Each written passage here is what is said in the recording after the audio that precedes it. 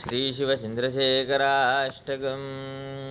चन्द्रशेखर चन्द्रशेखर चन्द्रशेखर पाहि मां। चन्द्रशेखर चन्द्रशेखर चन्द्रशेखर रक्ष मां।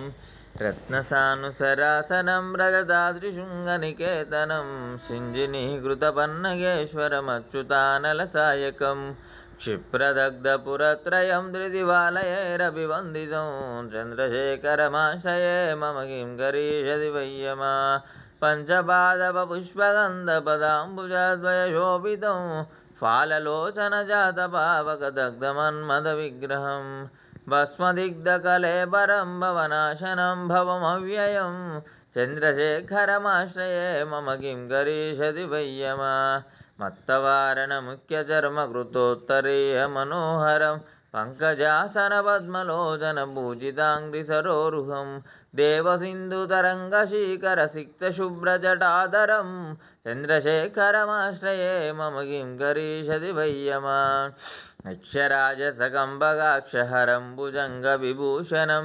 शैलराजसुतापरिश्रुतचारुवामकलेबरं क्ष्वेलनीलगलम्बरश्वतधारिणं मृगधारिणौ चन्द्रशेखरमाश्रये मम किं करिष्यति वै कुण्डलीकृतकुण्डलेश्वरकुण्डलं वृषवाहनं नारदादिमुनीश्वरस्तुतवैभवं भुवनेश्वरम् अन्धकान्तकमाश्रितामरपादपं शमनान्तकं चन्द्रशेखरमाश्रये मम किं करिष्यति वै भेषजं भवरोगिणामखिलापदापहारिणं दक्षयज्ञविनाशनं त्रिगुणात्मकं त्रिविलोचनं भुक्तिमुक्तिफलप्रदं सकलागसङ्गनिबर्हनं चन्द्रशेखरमाश्रये मम किं करिष्यति वै भक्तवत्सलमर्चितं निधिमक्षयं हरिदम्बरं